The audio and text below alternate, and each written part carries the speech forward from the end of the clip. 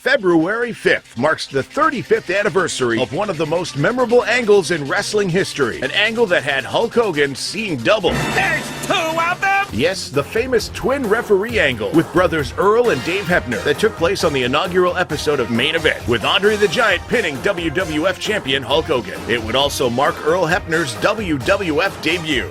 On February 5th at 8 p.m. Eastern, 35 years to the day, ad-free shows members will get the opportunity to watch back this historic moment live alongside Earl Hebner in our latest premium watch-along event. All $29 level members and higher are invited, and Top Guy members will get to come up and ask Earl questions. Reserve your seat by signing up today at adfreeshows.com. All right, by now, guys, you know I love talking about old wrestling. What you might not know is it's not my real passion. My real passion is helping people save money. My real passion is getting families out of apartments and into houses. My real passion is getting people's finances aligned so they can retire on time. I hated going to Walmart and seeing the greeter being 80 years old. She should not be working. She should be home. Why is she still working? Because she still has a mortgage. I want to help avoid that for you. The other thing I want to help you with, let's make sure your kids don't get saddled with student loans. If you've got a student loan, why did you get one? Maybe because your parents still had a mortgage. I'm not saying that to be funny. I'm being sincere. There's only so much money to go around. What I want to help you do is figure out where you are right now and where you want to be long term. And I do it at SaveWithConrad.com. I've been doing mortgages for more than 20 years. And during all that time, we've helped tens of thousands of families change their life. I mean, routinely, we're helping our podcast listeners save $500, $600, $700, $800 a month. But more importantly, get them out of debt faster and with cheaper monthly payments. But if you don't think it can happen for you, let me just tell you this. We are not the bank. We don't say no. We say not yet, but here's how. We're going to get you a game plan on how to improve your credit, how to save a little bit of cash, and how to get into that dream house. Maybe you're already in the house, but it would be nice if someday we could put a pool in the back, or one day we want to upgrade to hardwood floors, or remodel the kitchen, or get a badass master bathroom. I can help you do all of that with no money out of pocket right now at SaveWithConrad.com. You don't need perfect credit. You don't need money out of your pocket. And if we can't help you save some cash, we won't waste your time. Check it out, SaveWithConrad.com, NMLS number 65084, equal housing lender. And hey, y'all, don't take my word for it. Check us out. We've got an A+ with the Better Business Bureau. And as if that's not enough, go look at our reviews. Read them and weep, haters. ConradReviews.com. You'll see more than 1,000 5-star reviews. Our average review is 4.72 stars. Find out how much money you can save. Take control of your life in 2023 by taking control of your finances. We're going to show you how to keep more of your own money. If you've got credit card debt, what are you paying on that? 14%? 28%? You know you can do better. With a mortgage, though, you may not know this, the interest you pay is tax deductible. And we can even show you how to skip your next 2 house payments. So if you can get a lower monthly payment, pay your debt off faster, get a greater tax deduction at the end of the year, and right now, right after the holidays, skip your next 2 payments, buddy, this is the biggest no-brainer in the history of the world. Find out how much money you can save right now for free at SaveWithConrad.com, or hey man, shoot me an email directly, Conrad@SaveWithConrad.com. Hey guys, Double J, Jeff Jarrett. Need to call a timeout real quick here. I wanted to tell your listeners what I've been telling my world listeners for a while now. It's about all the incredible things happening over on adfreeshows.com. Looking for classic Royal Rumble content? Ad-Free Shows has you covered. First up, honorary DX member Kurt Angle watches back his favorite match of all time against Chris Benoit at Royal Rumble 2003. It wasn't real smooth. This was a choppy match. It was like we were working for moves. We were working for holds. It wasn't like it was really a clean match, but that's what made it so good. It was ugly and it was choppy and you know, it wasn't like a smooth move that you do all, you know, nice and clean all the way through, or a smooth spot. This match was like gritty, and that's what I loved most about it. It was more of a fight than it was a wrestling match. For the first time ever, JR watches back the final WWF pay-per-view before he joined the company, the 1993 Royal Rumble, which featured many Hall of Famers and, well, Virgil. All right, next up, we got the man, the myth, the legend, JR. One and only Virgil. There he comes. Meat sauce, the lonely autograph table, the whole deal. That's him. Virgil's not known for many things. One of them, though, is his penis, allegedly.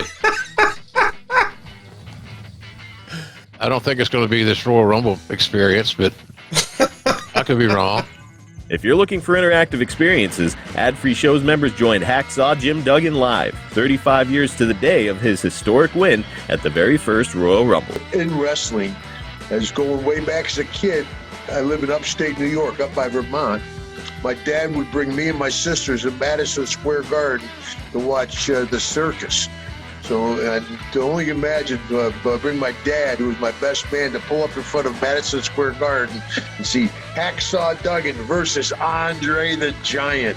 Hey, that's just a small taste of what Ad-Free Shows has waiting for you, including a brand new perk, getting to join in on the live recordings of the shows with 4 levels to choose from. See for yourself why Ad-Free Shows is the best value in wrestling today. Sign up now at adfreeshows.com. That's right, sign up today at adfreeshows.com.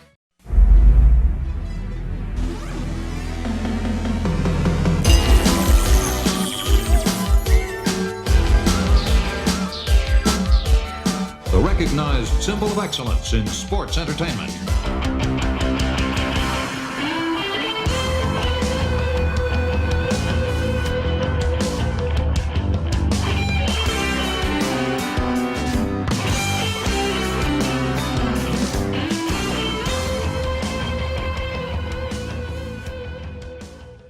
We are broadcasting from the Blue Chew Studios. Try Blue Chew free when you use our promo code ARN at checkout.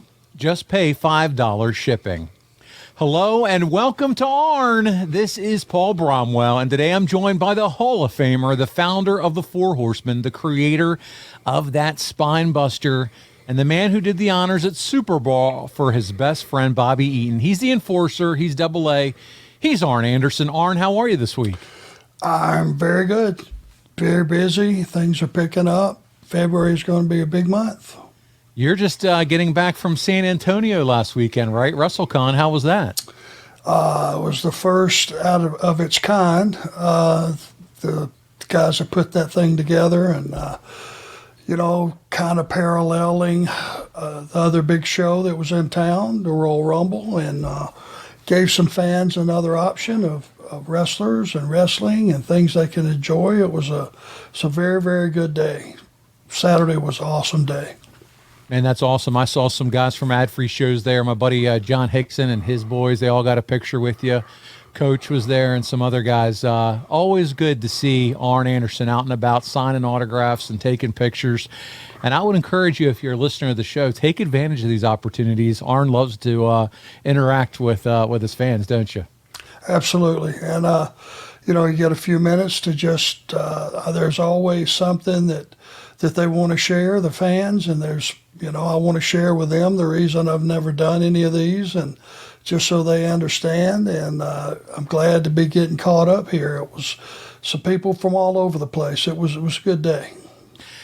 Dude, we not only that, well, then Cody that night, a lot of people in town. As you said, the Royal Rumble was there, and Cody, one of your favorites, actually won the Royal Rumble, and so big things to come for him.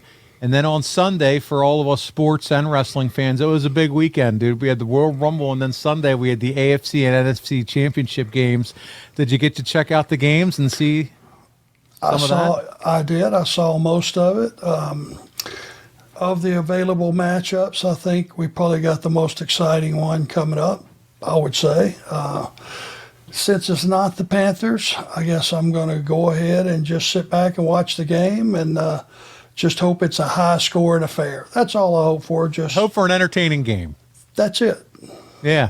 You got the Kelsey Bowl. You got the brothers, squaring off against each other. Travis Kelsey on one side with the Chiefs, Jason with the Eagles. So that's kind of fun. Andy Reid coached the Eagles for so many years. That's kind of fun. I'm sure we'll hear all the narratives and all the stories over the next 2 weeks. But as a football fan, always look forward to a fun Super Bowl event.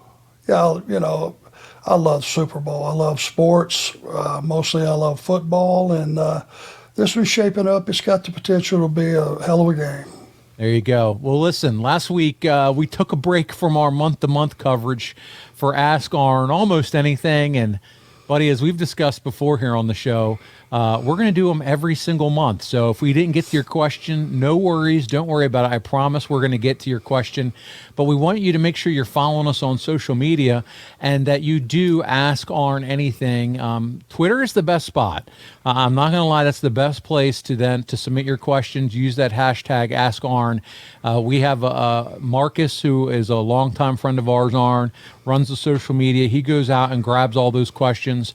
And then all of our ad-free show folks, they get to post on Patreon as well. We're going to collect them up, and each and every month we're going to do Ask Arn Anything. I've had some people that have hit me up on social media. Hey, where do you guys grab the questions from?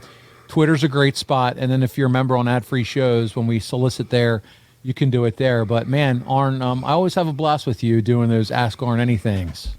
And I had several people over the weekend, more than just several, say they really enjoyed that. So you made the right call, Paul. It was there. We went for a long, long time when I first started the podcast doing the Q&A thing, but it was about every other week. Well, and my life is more as a producer than a wrestler. It takes on a whole different look when now they're asking questions about when I was a wrestler, and much more entertaining, I think. So It was your call, and it was the right one.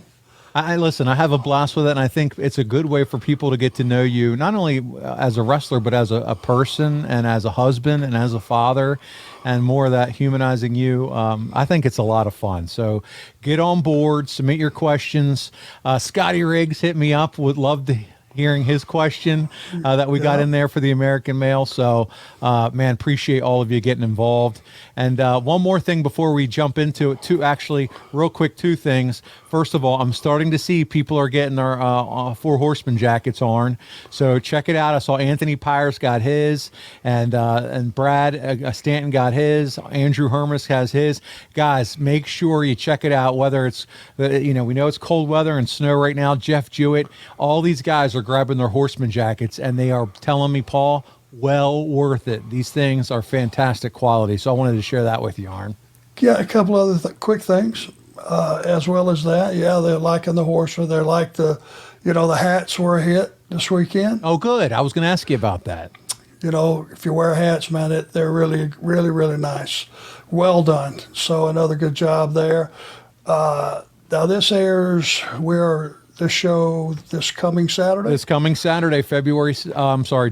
Yeah, it is. It's already February, dude. We're already in the month of February. It's hard to believe, but it'll drop this Saturday, the 4th. Okay, so the 5th, we're in Baltimore at Celeb Fest 6. Be Brock and I, just so you know. I'll be there too. Yes, you will. Look forward to seeing you, but it's going to be a big show. We really looking forward to that. And so that's coming up. If you can come out and see us, Guy, we sure would like to, visit with everybody. Same thing. Love to hear your stories and love to, just give the opportunity, but say thanks. That's cool, man. Yeah, I think it's right outside of Baltimore in Westminster, Maryland. So you guys come on out and check it out. I'm going as a fan, dude. I'm going to see some people there. My son and I are going to travel out on Sunday. Again, another awesome opportunity. But let's get started. We're about 7 minutes into the show, and I wanna take everyone back to the month of June 1991. Arn, that's a lot of years ago. And we're going to walk through your career. And spoiler alert, boys and girls, the next 2 months are filled with turbulence and controversy. And it's going to peak with Ric Flair's termination from WCW on July 1st. I'm going to be playing some clips next week, Arn, from the conversation with Conrad that he had with Jim Herd. And I'm going to be getting your immediate reaction to some of those next week. So I'm really looking forward to that. But today, we're going to lay that groundwork as to how we get to that fateful day. And at the inaugural Super Brawl, as we talked about 2 weeks ago now, you lost your television title to your real-life best friend, Bobby Eaton. That same evening, the Horsemen lost heavy that night. Sid Vicious, the big man, the heavy of the group, as we say, following his defeat to Elegante in that advertised stretcher match, where no one got taken out on a stretcher.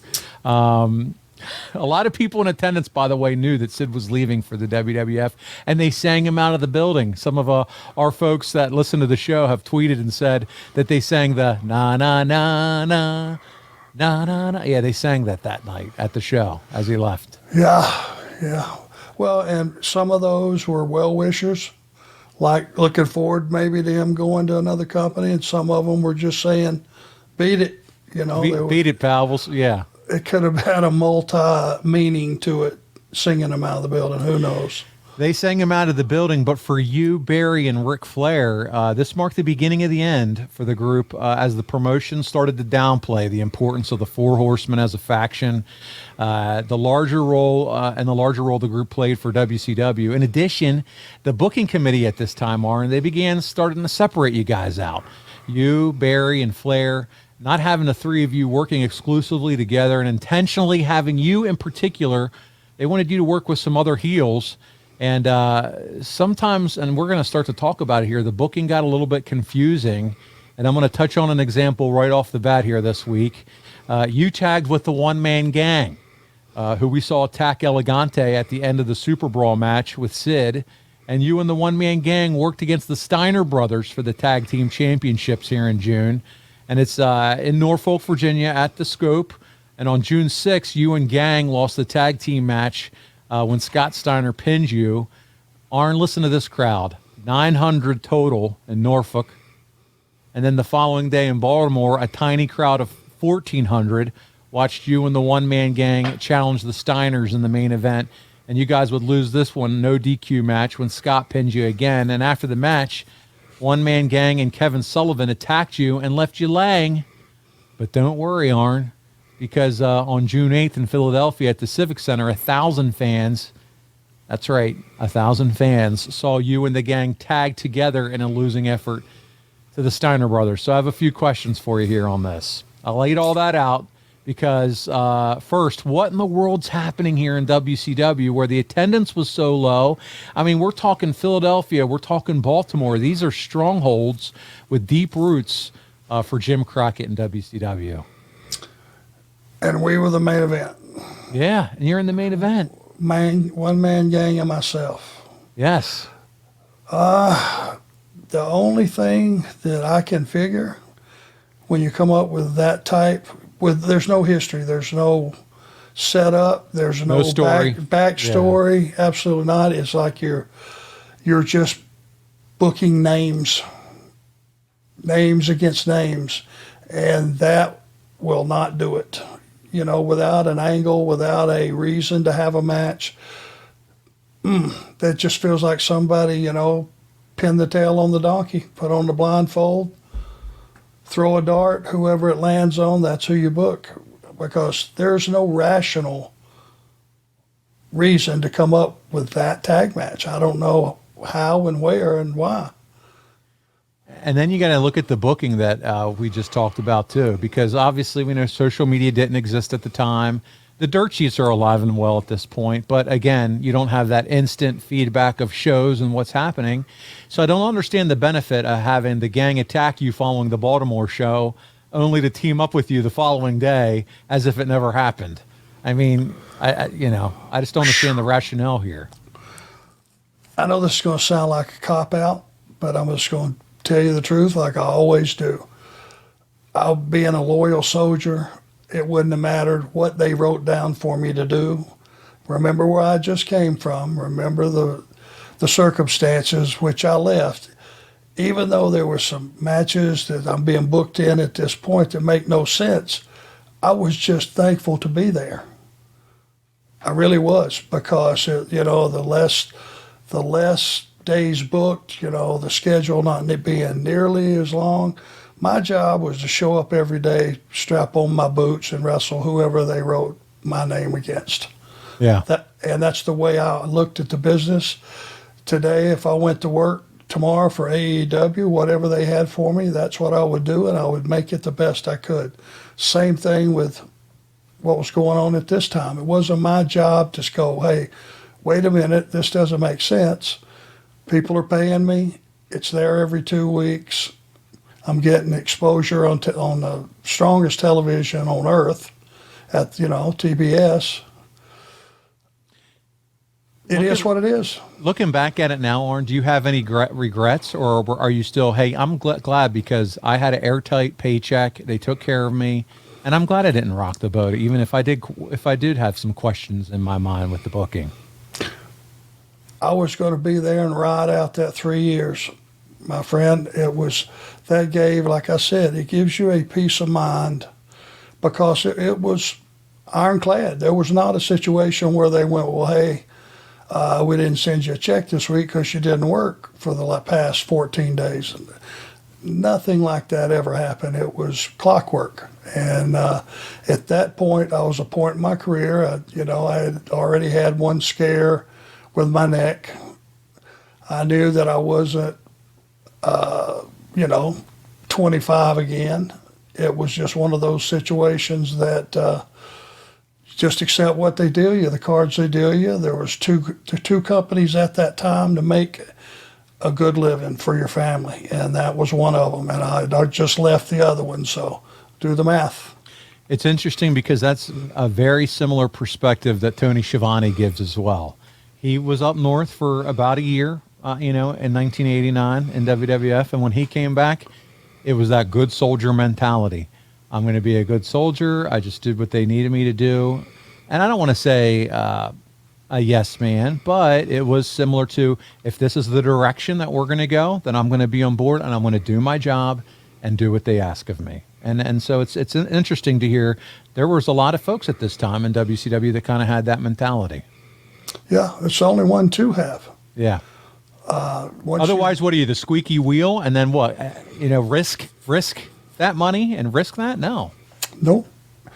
You do what the people paying your salary want you to do, and that's it. And you do it the best you can. You don't go in with an attitude. You don't half-ass it. You go give them whatever they say. That's what you do. Especially in those days, Arn, when what's the fallback plan? Because you had just left WWF and kind of told them I don't want a part of it. So there's no real fallback either. It's I'm going to do what WCW wants me to do. Crystal clear. There it is. You roll the dice. Now you ride it out. Stick to your guns.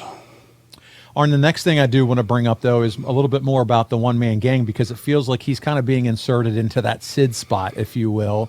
Was there ever any discussion?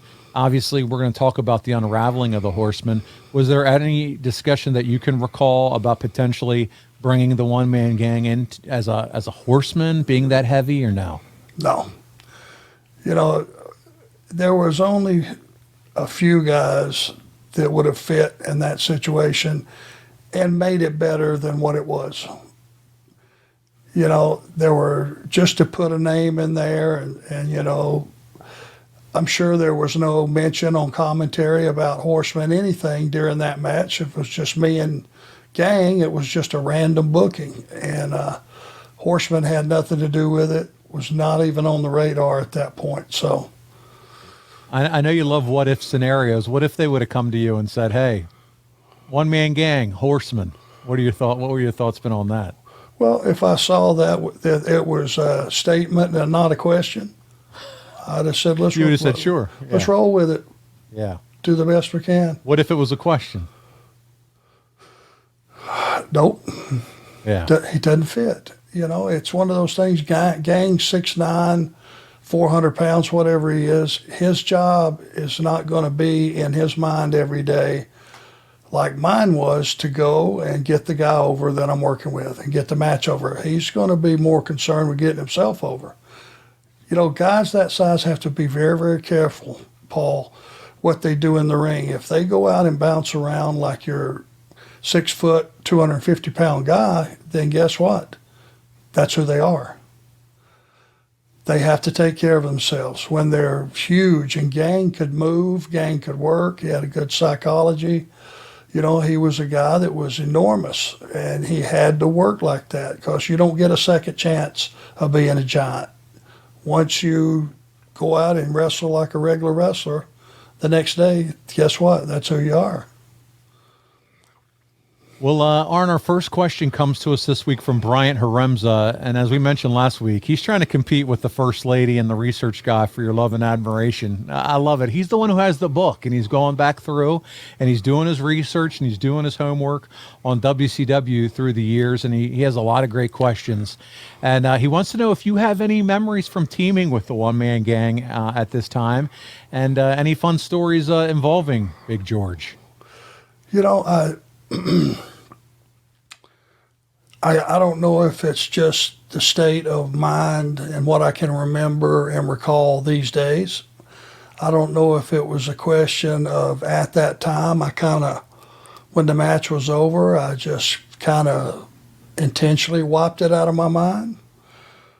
Because in the long run, if you start questioning, well, why did we do that? What was it? And you start to have negative thoughts about it, then even though it's already happened and you can't go back and fix it or redo it, if you're still living with what you did yesterday, it's hard to be very good at what you do tomorrow.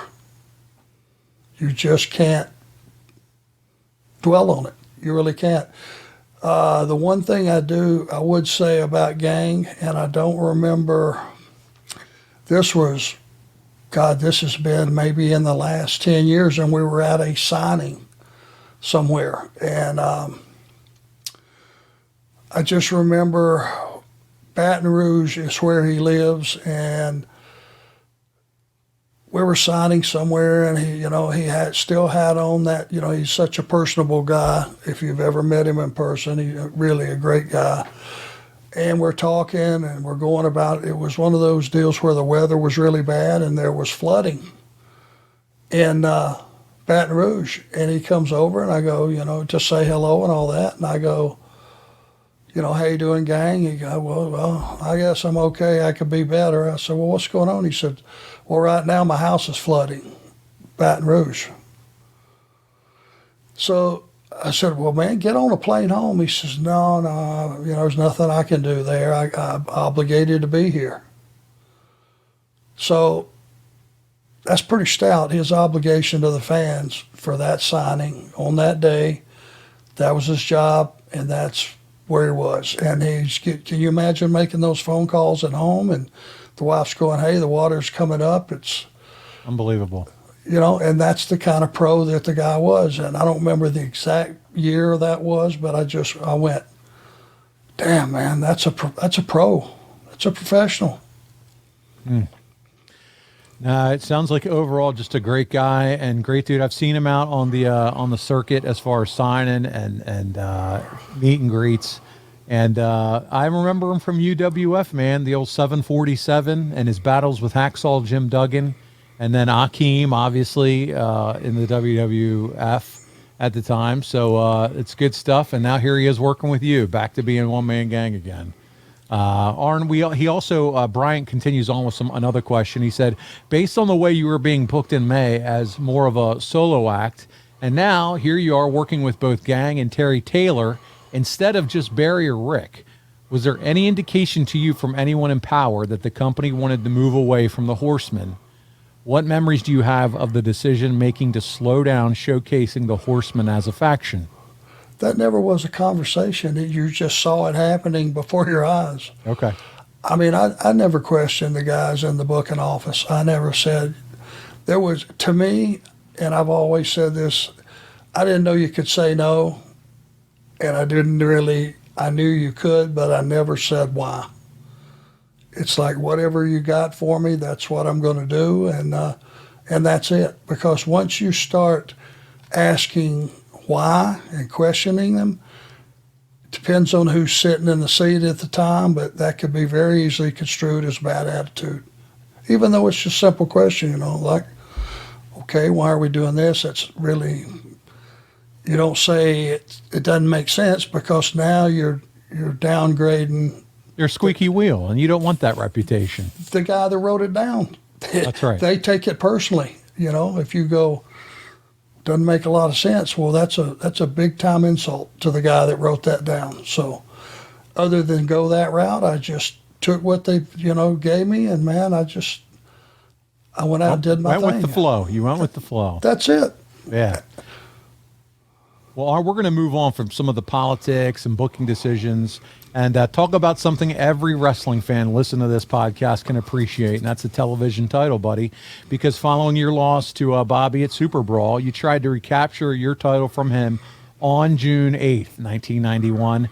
It's World Championship Wrestling, and we have our first clip of the week, the closing minutes of that one as you challenge Bobby. And you've got the Nature Boy in your corner. We're going to take a look. Remember, it's June 8th, 1991. Here we go. Of two great main events in this broadcast. As a little bit later in today's program, we'll be bringing you Flying Brian and Dustin Rhodes to take on a one-man gang and Barry Windham. So stay right here with us on TBS. And I don't care where you look, not in this country, not in Japan, not anywhere on this planet will you see two more finely tuned grapplers than Double A Arn Anderson and Beautiful Bobby. This is wrestling like it ought to be. And the Nature Boy looks on. I'm sure he'd love to see not only Arn Anderson regain the TV title, but also to incapacitate Eaton prior to this Wednesday night's Clash of Champions. He's going to finish him off right here. The enforcer. Went for a high-risk move, but he did not make a trip to the pay window. Perhaps a trip to the dentist is more appropriate for Arn Anderson at this point in time. Another kick to the face. Both men now back up, and Anderson with the advantage after he raked the eyes. Beautiful Bobby caught him coming in again. Anderson's out on his feet. Anderson caught right in the face again, and a clothesline. Anderson's trying to hold on. He's trying to use his instincts just to survive. 10-minute time limit in this one. Beautiful Bobby went for the right, but nobody there. To the DDT. Oh, my. He got him. It's over. We may have a new TV champ, but his foot is on the rope. He was barely able to stretch it out and put his foot on the bottom rope, much to the chagrin of not only Arn Anderson, but Ric Flair as well. Bobby has survived the spine buster. He has survived the DDT, but Anderson has him where he wants him right now. Oh! Anderson came down very uncomfortably, I'm sure, on that steel. And beautiful Bobby caught him with the right hand. And here comes Flair. Beautiful Bobby and Nature Boy Ric Flair don't want to wait until Wednesday night. Flair up and over. He's custom made from toe to toe. But this is a street fight. Flair and Eaton. Oh, man. Boy, face right into the post. Flair pulling back outside. And a tremendous chop. And another chop. Flair's tearing him apart. Can you imagine what they'll do to each other on live television? 2 out of 3 falls Wednesday night. Flair's like a man possessed. He wants to hurt Eaton and hurt him badly. Here's eliminating the challenge of beautiful Bobby Eaton. The referees have hit the ring to try to restrain the heavyweight champion. He is obsessed with Bobby's Oh, demise. right in the face, my gosh! That foot right in the face. We've got to take a break. We'll be back. Don't go away.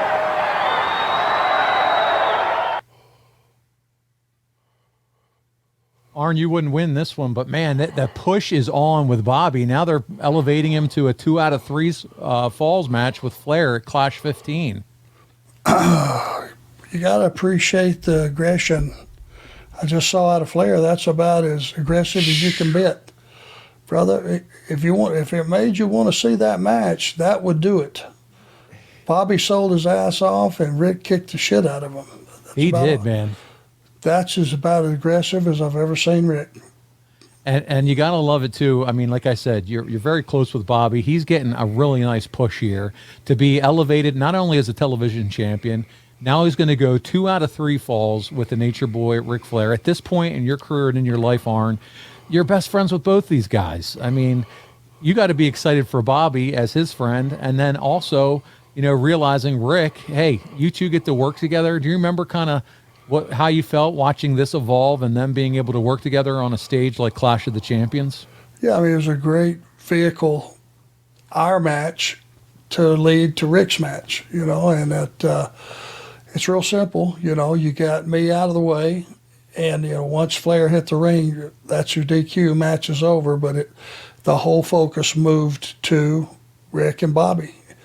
And when that, however many minutes it was, when Rick came in and took over, 2-3 minutes, at the end of that, that's the match I want to see. So job well done, both guys. Absolutely. And that's what I love about this show is, some of the TV spots kind of get erased when people just go back and watch Clash or go back and watch pay-per-view. But some of these what happened on TV stories to kind of get you there, it's nice to go back and watch the story unfold and to really give you that passion before you then go and see those matches. So, man, that was fun to watch. Arn, it's time to thank our sponsor this week, Titan Nutrition.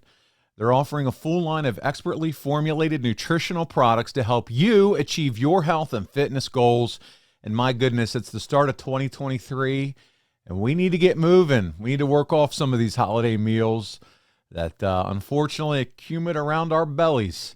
And it's time to do it. This is the time. Get ready for that summertime at the beach. And one product that can not only help you burn off those excess calories, but also give you the mental boost you need to move your body is Titan's powdered weight loss formula, Enlite. This great tasting drink increases your metabolic rate so you burn more calories in the gym and at rest. It also contains healthy fiber, which is great for gut health and helps keep cravings away between meals. While it has plenty of caffeine to substitute your coffee, Enlite also has a nootropic or smart drug complex to help you focus. It lifts your mood and productivity.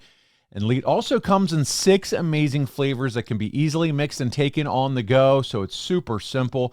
Find it at titannutrition.net and save 10% plus get free shipping when you use our promo code ARN at checkout. That's titannutrition.net, Titan nutrition.net, code ARN to save 10% right now and get free shipping.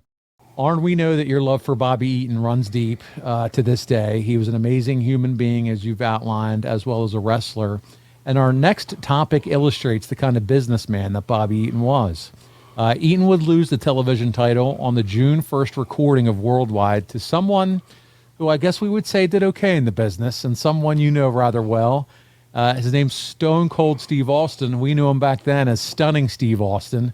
He was one of the hottest young talent in all of wrestling and someone at WCW that they thought obviously very highly of as well, because 3 weeks after Bobby beat you, Steve would defeat Bobby for that television title. And it was due to some interference thanks to Lady Blossom. That's Steve's real life first wife. Arn, we know how highly you regard Steve Austin from your time running the roads together and the comments that you've made here on this show. And of course, later this year, the three of you will all be members of the Dangerous Alliance. And that brings us to a fan question that I want to get into. Drew Landry wants to know what your impressions that you had of Steve Austin from the get-go. Was it clear to you that he had that it factor on? I put Steve, when I first started seeing him work, and I put him in the Ivan Koloff class. Those of us that know Ivan Koloff and really was around when he was working and could be in arenas and watch him work house shows, he's a machine. He's an animal. He never quit coming forward. And if you're working with him, same with Steve, if you were going to, have a competitive match with Steve, you better be prepared to fight him and meet him halfway, because he was just going to keep coming, and he was a machine as well. And it was until you gave him a reason to sell for you, brother, he was all about getting himself over and offense. And in those days, that's how a heel got over is, man. You were just, even though you might get out wrestled or out flanked or out punched, man, you just kept coming. You were looking for one opening, and if you could find one opening, you were going to kick the door down. And that was what Austin was exemplifying already. You could see it just, and he was a cardio machine. Having a big gas tank in those days was really obvious. His pace was really fast. So you better be in shape if you're going to work, 15 minutes with Austin, because, man, he was a go-getter. Yeah, special talent. Even you could tell early on back in those days, and obviously the brass at WCW felt the same way. Arn, the build to Clash of the Champions continues on. They have you and Rick taking on Flying Brian and Bobby Eaton in a tag match, and that's going to air on June 9th on the main event. And we have it, second clip of the week. We have the final 4 minutes of this one, and it really helped get the fans ready for the Clash. So let's take a look at it. And this all went down prior to Clash of the Champions. It's June 9th, 1991, the NWA main event. Pillman needs to make the tag to Beautiful Bobby. There you can hear the impact from these two. Pillman climbs on top. That's Beautiful Bobby anxiously awaits the tag. He'd like to get back in. May have been a low blow there by the Nature Boy. Flair drops the knee right across the face of Flying Brian. And now Arn Anderson is a legal man. He's back in the ring. I should say he's a legal man as he takes Flying Brian outside and wraps his leg around the steel ring post. And again, Anderson using the ring post for leverage.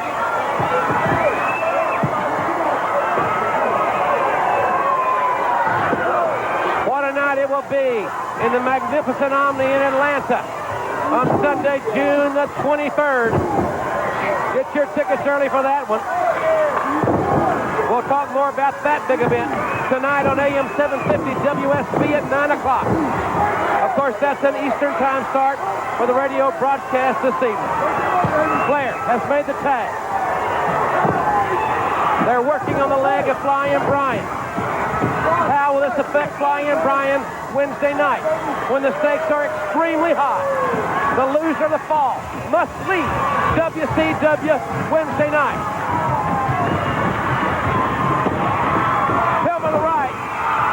Brian should certainly try to make the tag. Flair tried to prevent it, but he couldn't. Here comes Beautiful Bobby with right to left, nailing Flair. Beautiful Bobby with a high backdrop on Flair. 2 out of 3 falls with these two individuals. A right hand by Beautiful Bobby.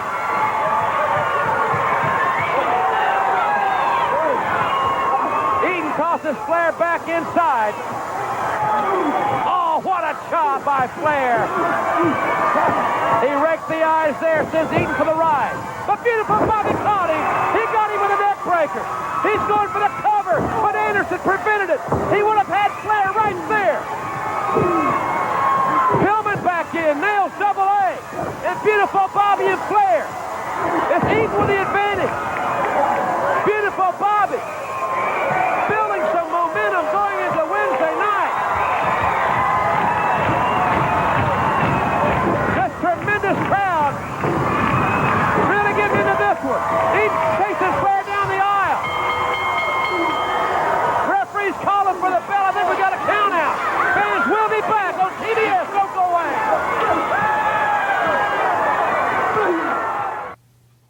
All right, a couple things to point out before we get into the match itself. First of all, I love JR talking about his WSB radio broadcast. Arn, I didn't know if you know this or not, but the folks at Ad Free Shows were able to get their hands on all the cassettes of his original WSB radio broadcast from this time period, and they use that as bonus content over on Ad Free Shows. They have the original recordings of all those shows. Isn't that cool? That's cool history.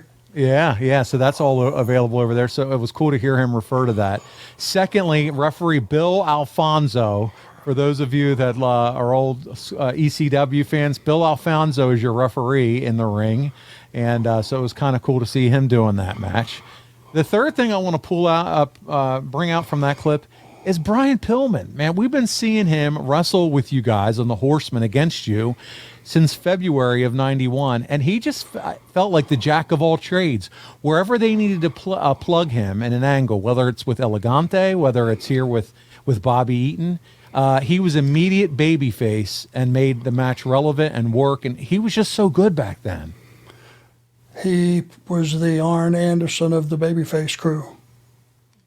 Perfectly said. Yes, you can see that in these clips. It could fit anywhere you needed him, from the first match of the night to the second to the main event he can make it happen. And, you know, there was that name again, Brian Pillman, inserted in those important matches. Yep. Because he can make it fly, and he belonged. And at this point, he was built to the point that he was a player, and the audience knew it, and they got behind him. And he was, when you plugged him into one of your matches, if it wasn't a personal issue, the value of that match went up anyway because of Brian being in it. And listen, that match obviously ended in a no contest, DQ, whatever you want to call it, but it did the job with the storytelling to build for Clash 15. I mean, the crowd was on their feet. Yeah, you didn't have to. I mean, you got your wins on TV most of the time. There was occasionally that you had top guys against top guys, and if you wanted them to watch the, you know, Clash of the Champion or buy a pay-per-view match, you didn't give them finishes leading up to it because that's what they wanted to see, and that's what they're willing to pay for. You had a lot of DQs in those days when it was top guys. Things would just get out of hand, and that's the way it was, and it was accepted, and it worked. I want to pause this episode of Arn to make you aware of something that Arn and I are really big fans of, and that's Jimmy's Famous Seafood. If you've not eaten there, then you don't know what you're missing. Check it out, jimmysfamousseafood.com. They ship food nationwide, and right now we have an offer for you. Free 2-day nationwide shipping on orders over $125. Now, that excludes steamed crabs and some fresh items, but $125. They have items like crab cakes, soups, chowders, oysters, signature steaks. I'm telling you, their crab cake egg rolls are to die for. I get it every time I go. When you use promo code ARN, just those 3 letters at checkout, you're going to be able to take advantage of that free 2-day nationwide shipping. They have several packages that make great holiday gifts, such as the famous gift box. That includes 4 of the world's best colossal Maryland crab cakes, 2 different crab soups, crab dip, seafood seasoning, and their signature base sauce. Or there's the tailgate bundle. 2 pounds of wings, a full rack of ribs, a pint of crab dip, and crab cake mix. Or you can create your own package, and boy, do they have options. They've been in business over 40 years. They've been featured in diners, drive-ins, and dives, and Bobby Flay, and so much more. So check it out, jimmysfamousseafood.com. Use promo code ARN, and you'll get that free 2-day nationwide shipping. Again, it's going to arrive so quick, fresh, ice cold, and you're going to be the hit of your next gathering. Take advantage of this offer right now. jimmysfamousseafood.com, promo code ARN. Arn, our final topic this month is Clash of the Champions 15. We've been talking about it. We've been building to it as we've gone through the show. It does emanate from Knoxville, Tennessee, home of Dr. Tom Pritchard, by the way. And you and Barry would wrestle Flying Brian, and unfortunately, George, the 8-foot stiff, in a match dubbed as Loser Leaves Town leading up to this one. Pillman had been relentless in seeking revenge against the Horsemen, dating back to Wrestle War. Dating back to the 91 War Game, should I say. That's what ended up in those vicious, disgusting, sickening power bombs from Sid that we had looked at a few weeks ago. But we do have the tag match in its entirety. So we're going to take a look at how the Horsemen fared in this one. This is Clash of the Champions, our final clip of the week from June 15th, 1991. Here we go.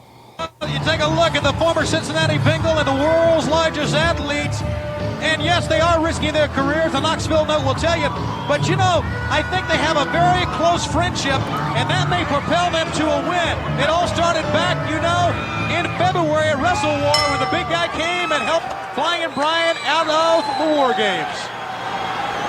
It will be Arn Anderson starting out against Flying Brian.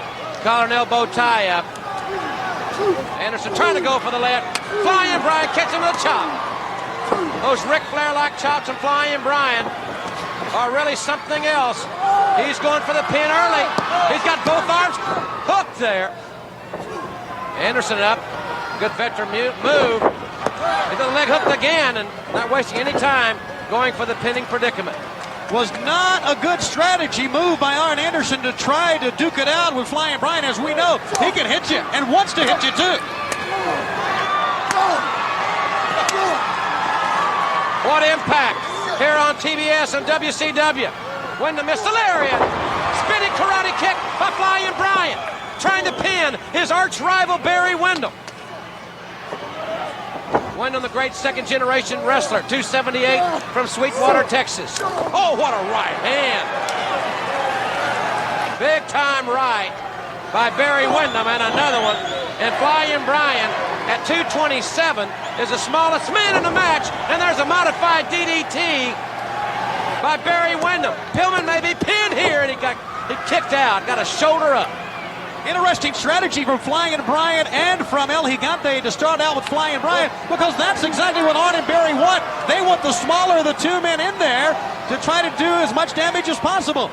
I think Flying Brian, once again, as we have seen earlier on with Sting, has let his emotions carry him away here.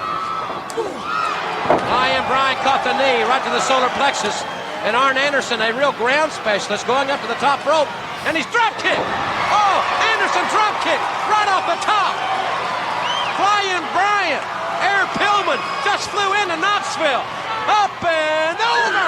Oh, what a high-risk move.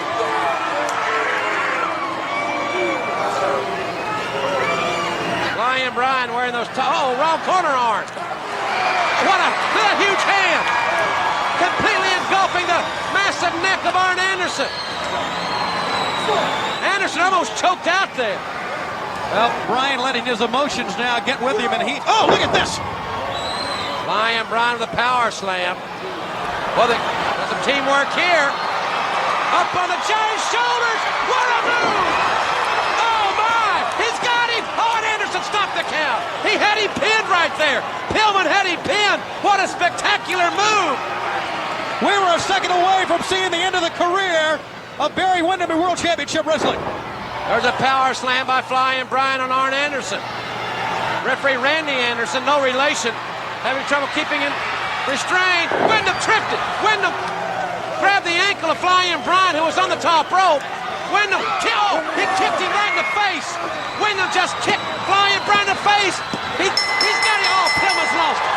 Ladies and gentlemen, here are your winners, Barry Windham and the enforcer, Arn Anderson. Flying Brian must leave WCW.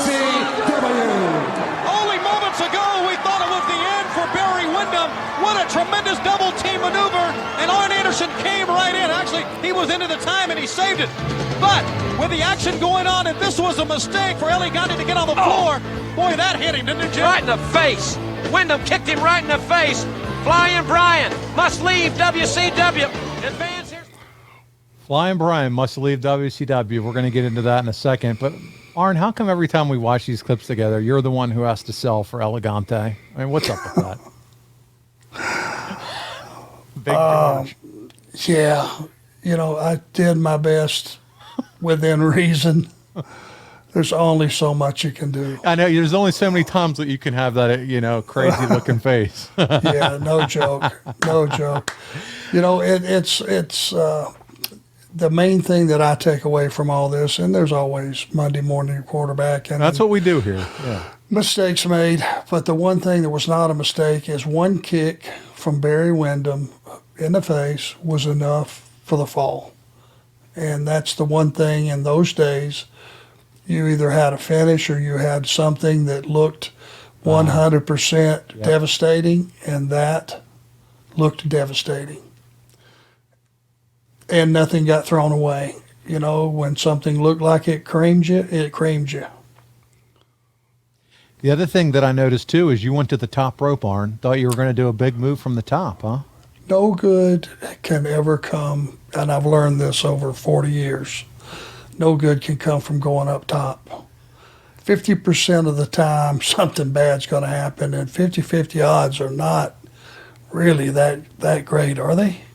Listen, not only do you make it to the top, then he kicks you off the top, and you tumble all the way to the floor. So that's not pretty to see. Yeah. And then he jumps over the top on top of you. So here's another, stiff shot or bump that you're going to take. So none of that. I didn't like any of it as an Arn Anderson fan.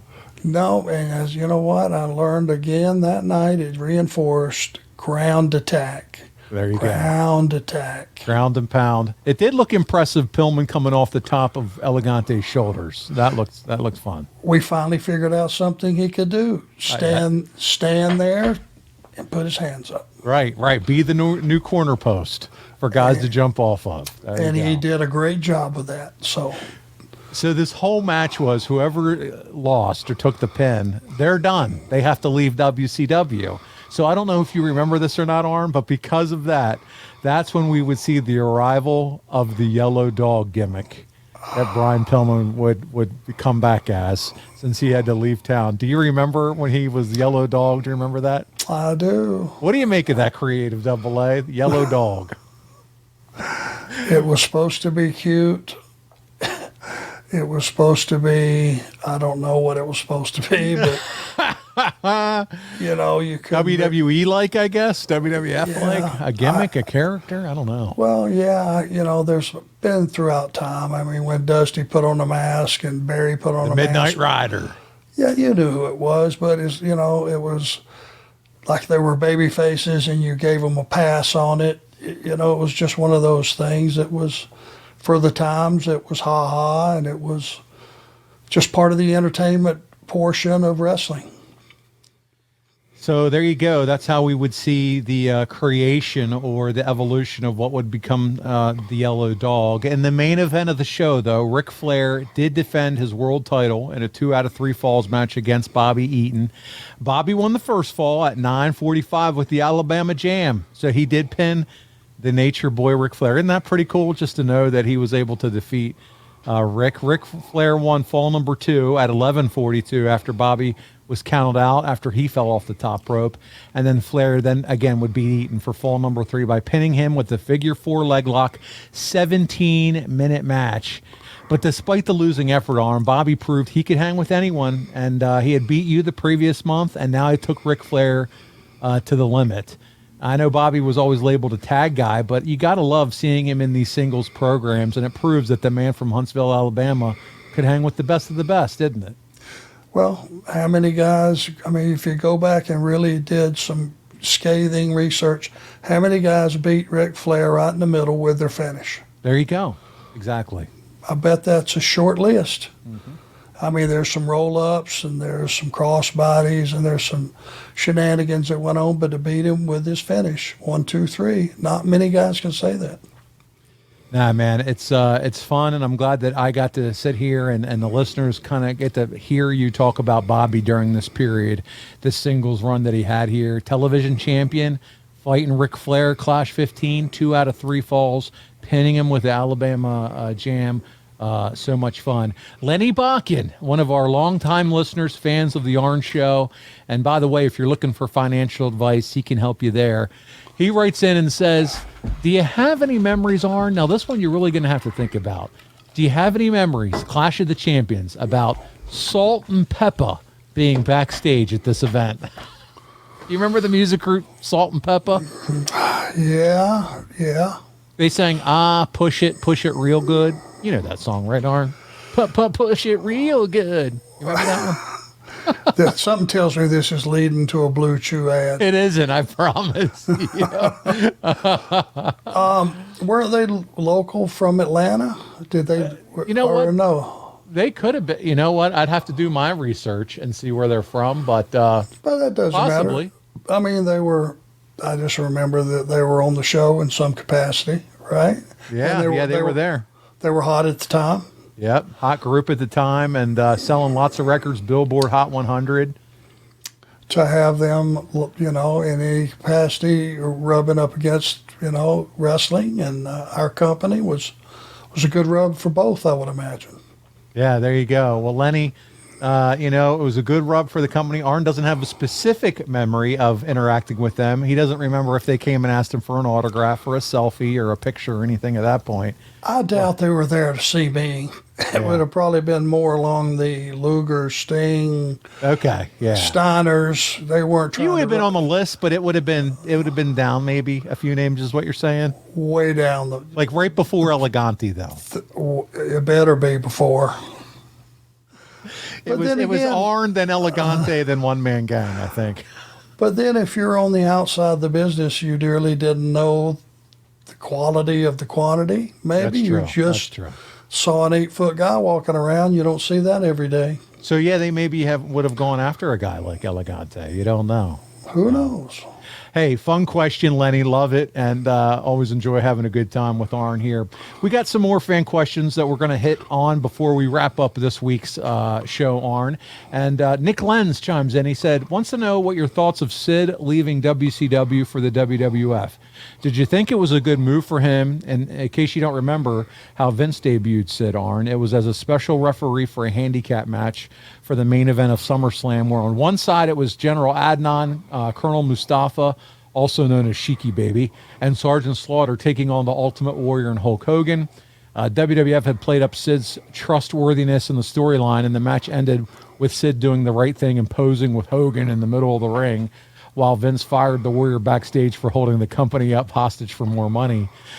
So what did you think? Did you think it was a smart move for Sid to head up north at this point? Well, yeah, because I knew he was tailor-made for Vince's company. Vince likes bodies. He likes bigger-than-life human beings that he can transform into super characters, superhuman. And, nobody looked better than Sid. Sid had that look, man. He had the whole thing. He did, man. The facials, the body, the whole thing, physique, big height. He had it all. So I knew he would do well up there. Yeah, Sid was a monster for sure. Brian Harems is back, and he asks, on June 23rd, you teamed with heel Ricky Morton in the Omni. What was it like actually teaming with Ricky Morton? First question. More importantly, what did you think of Morton attempting to work as a heel as part of the York Foundation? So let's talk about the first question. What was it like teaming with Ricky Morton in a tag team setting? Who were our opponents? It doesn't say. He didn't share that. Brian's the one with the book. He's the one who has the book of knowledge on WCW. So I really don't remember that match. Yeah. That's crazy. Yeah. I mean, that's way out there too. Do you ever remember teaming with Ricky at all? I don't. Okay. Yeah. And I'm sitting here trying my best to remember if we had some opponents that might jog my memory. But well, maybe we'll have Bryant hit us back up and let us know. He can give us some detail on who that was.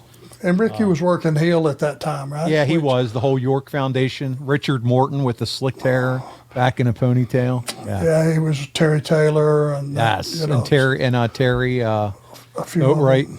Yes. Yep.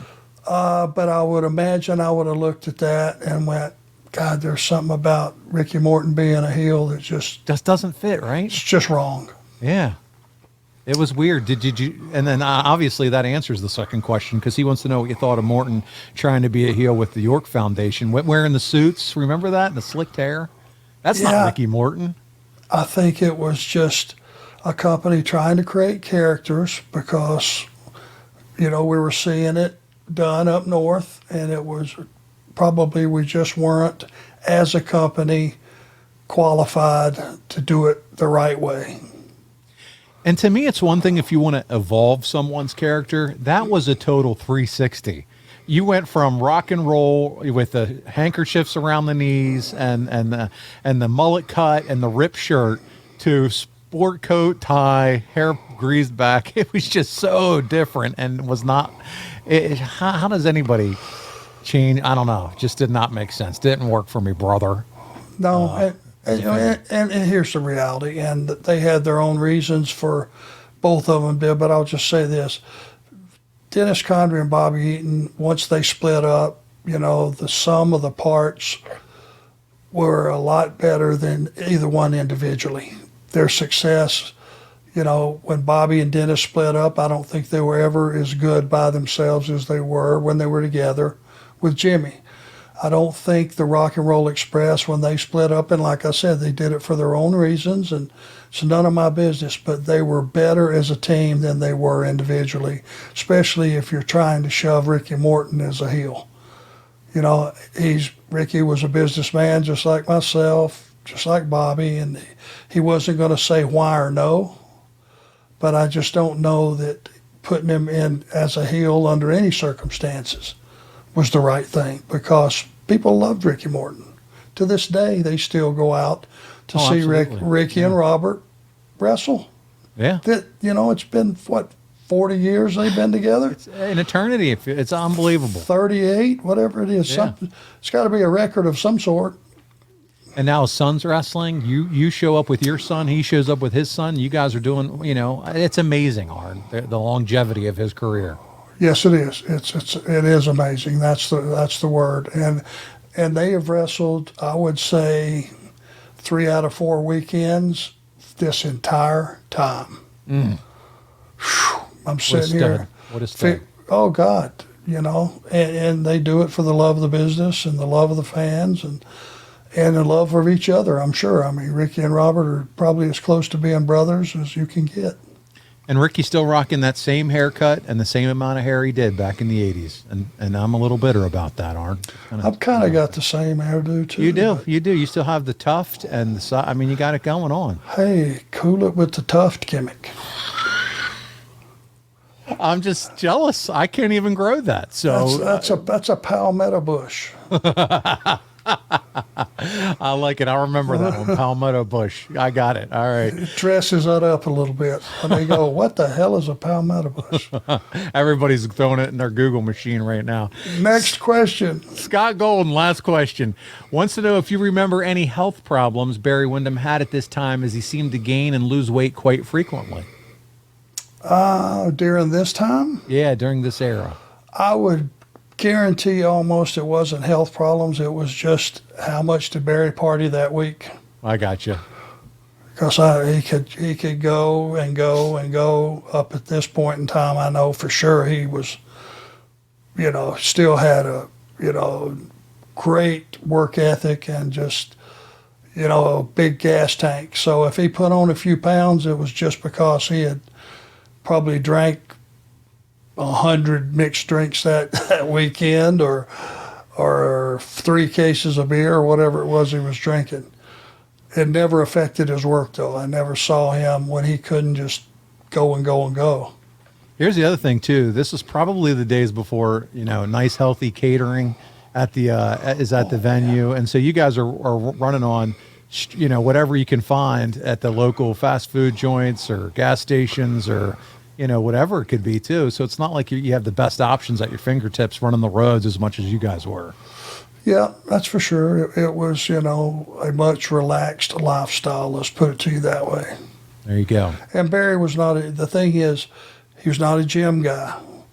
If he drank 30 beers, he did not get up and go sweat it out.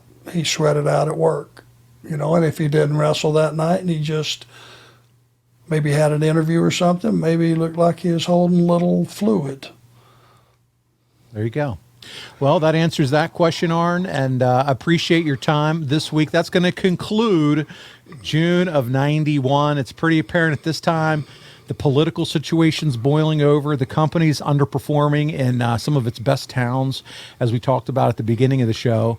And the booking committee is not really sure how to right the ship. And, man, there's no better example of that as what we're going to get into next week when we talk July 1991. It's going to be loaded, Arn, I'm telling you right now. We're going to talk about the termination of Ric Flair from WCW, the Great American Bash. It is, by the way, widely regarded as one of the worst pay-per-views in WCW history. Luger and Windham, they're wrestling for the vacant title. You and Paulie Dangerously team up. Yes, you team up and take on Rick Steiner in a cage match that goes less than 3 minutes. And something I know we're all excited for, the foundation of the Enforcers, with your real-life friend and favorite cigar store Indian, Larry Sabisco. Oh, Arn, they're booing. So we're getting into all of that next week, man. Whew, boy, I better prepare for this one. Larry is too much. Oh, we're going to have some fun. Hey, before we get out of here, though, Arn, I got to remind him, My Life as Wrestling's Enforcer, your graphic novel, is set for its anticipated May 2023 release. That's just a few months away. Dirk Manning and his team reached out to me and everyone else that's contributed to the project for instructions on what to do next. So please check your emails, respond to Dirk so he can keep on schedule for the project. Arn, every week we move closer and closer to the release of this book, buddy, and I cannot wait to see the finished product, my friend. Well, thanks for everybody that got involved with the Kickstarter. That thing was very successful. Cannot wait to get the comic book out and let everybody, because there's some things in there that are going to curl your toes. Oh, Can't boy. wait. Can't wait to get some feedback on the read. I can't wait for it as well. Arn, I can't wait for next week. We're going to have a lot of fun. It's July 1991. On behalf of the enforcer, Arn Anderson, this is Paul Bromwell. We're going to see you right back here next week on Arn